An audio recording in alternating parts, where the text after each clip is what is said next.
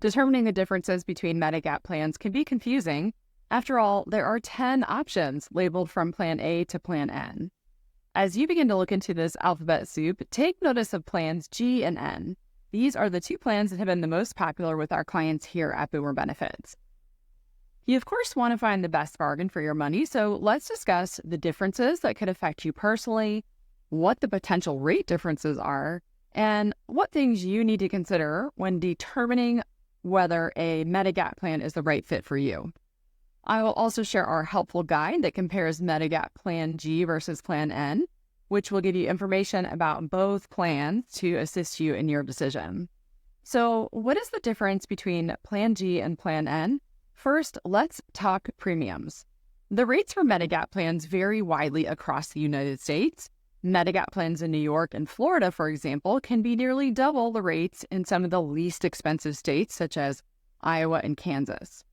Premium rates vary based on several things, such as the cost of healthcare in the area in which you live, your age, your gender, whether or not you use tobacco, and whether you qualify for a household discount from a particular insurance carrier. And because of that, it can be a bit difficult to generalize Medigap premiums. However, in running some numbers, we can say that Plan N premiums are generally around $20 to $30 a month cheaper than Plan G in most areas. There are some exceptions in certain high premium states like Connecticut, where you might find a premium difference of around $50 to $60 a month. Plan N has fewer benefits than Plan G, though, so you need to consider the differences between the two plans in regards to your own personal level of medical usage.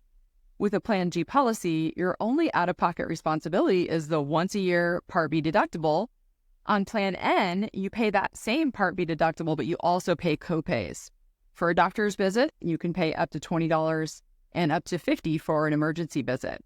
You are also responsible for excess charges, and if you're not familiar with excess charges, let me explain. So Medicare has both participating providers and non-participating providers who will both accept your coverage. They just are going to do it at different costs.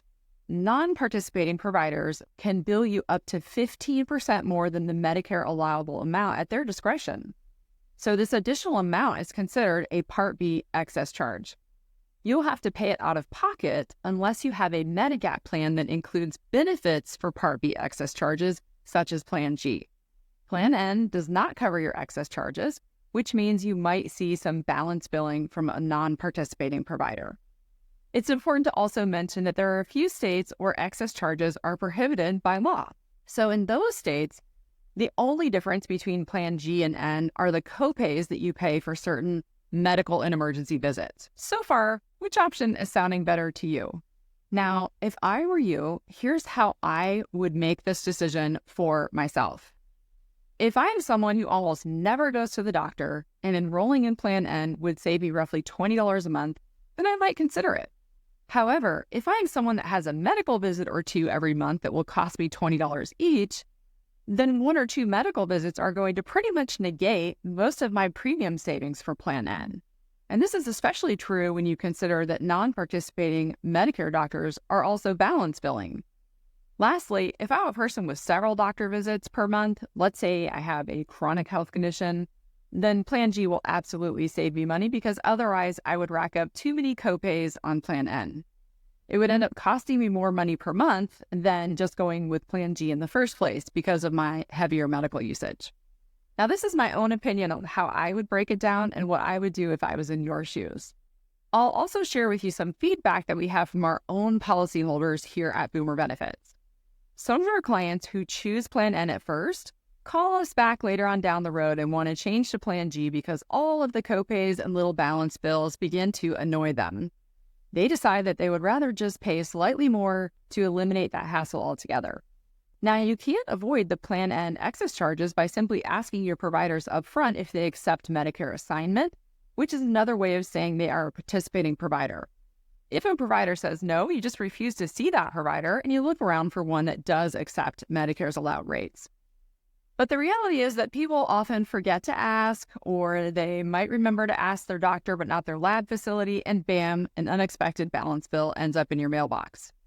Be sure you are considering all the factors when it comes to your Medigap plan, such as your total monthly premium, your medical usage, and whether or not you'll be diligent enough to always ask providers if they are participating or non-participating. These are the questions that can lead you to deciding which plan is right for you. Remember, everyone's healthcare needs differ, so what works best for one person might not be ideal for another. We hope that this video has clarified the differences between Medigap Plan N and Plan G. My agents here at Boomer Benefits would love to help you decide which option works for you and your health needs. Give us a call at 817-249-8600 when you are ready to explore plans.